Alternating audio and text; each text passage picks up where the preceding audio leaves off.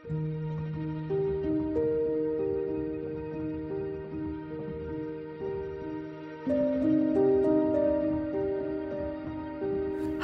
Beautiful people, আসসালামু আলাইকুম। Welcome back to my channel. কেমন আছেন আপনারা সবাই? আলহামদুলিল্লাহ, আমিও ভালো আছি।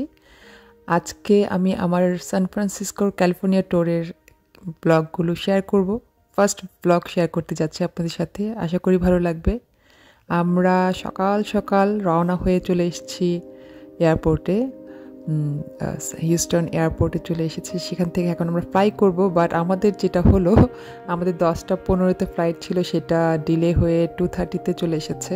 সো এতক্ষণ সময় আমরা কি করব সেটাও একটা ব্যাপার, বাট এয়ারপোর্টে এরকম এক্সপিরিয়েন্স হয় নাই, কখনো ডিলে হয়নি আমাদের ফ্লাইট সো ফার। এই ফার্স্ট আমরা এটা এক্সপিরিয়েন্স করেছি, বাট গুড যে আমরা সকাল নাস্তা টাস্তা করে আসিনি। সেখানে বসে আমার নাস্তা টাস্তা করে অনেক সময় ছিল হাতে, কিছু ছবি তুলেছি, ভিডিও করেছি, টিকটক করেছি। আর আমার তো হাতে ফোন মানেই ভিডিও, আমার সব মেমোরিগুলোকে আমি ক্যাপচার করার চেষ্টা করি একই সাথে।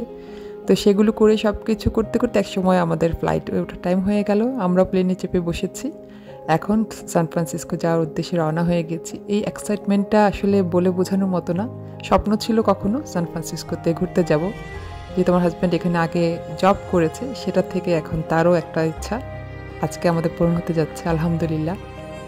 আর আমরা সান ফ্রান্সিসকোতে পৌঁছে গিয়েছি। ওয়াও, এই ফিলিংসটা, oh my God, I can't explain.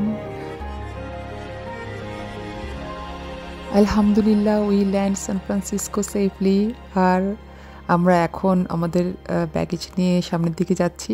Airport থেকে বের হতে পৌঁছে গিয়েছি। এটার বাতাসটা এত সুন্দর, একটা বাতাস, fresh and not cold, not hot, perfect, perfect in San Francisco.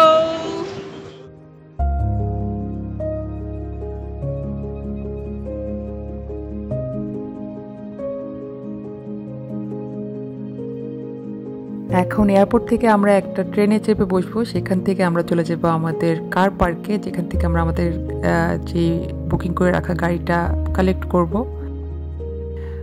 যাওয়ার সময় ট্রেনে মানে রাস্তাগুলো, মেঘগুলো, আকাশ এত সুন্দর, সব কিছু মাশাআল্লাহ। আমরা চলে এসেছি কার পার্কে। এখানে আমাদের গাড়িটা পেয়ে গিয়েছি, যেটা বুকিং দিয়েছি তার থেকে বেটার গাড়ি পেয়ে তো আমরা খুবই এক্সাইটেড। বিশেষ করে আমার জাকি টিয়ারা, ওরা খুবই হ্যাপি। আর সিটিংগুলো খুবই কমফোর্টেবল ছিল, যেহেতু এটা নিয়ে আমরা নেক্সট 7 days ঘুরবো, তো গাড়িটা কমফোর্টেবল হওয়া খুবই জরুরি ছিল। আলহামদুলিল্লাহ, ফ্লাইট ডিলে হলো, এখন এসে সব কিছুই ভালো লাগছে।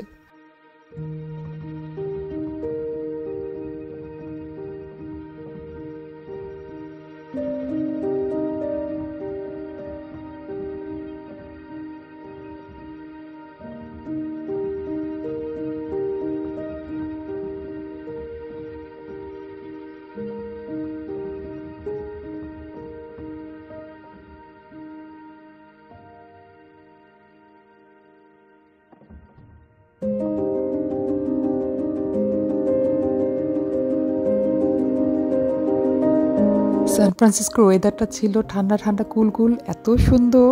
তখন সন্ধ্যা হয়ে আসছিল কিন্তু, বাট একটা রোদ ছিল, রোদটা পেয়ে তো আমি খুবই খুশি। আর এত সুন্দর ওয়েদার, মাশাআল্লাহ, মনটাই ভালো হয়ে গেছে ঢোকার সাথে সাথে। তবে আজকের দিনটা আমাদের মাটি হয়েছে, যেহেতু ফ্লাইট ডিলে হয়েছে। আমাদের অ্যারাউন্ড 1:30 2 o'clock-এর ভিতর রিচ করার প্ল্যান ছিল। সেখান থেকে আমাদের ওই দিনটা অনেক কিছুই ছিল, ওই দিনটা আর কাজে লাগাতে পারিনি।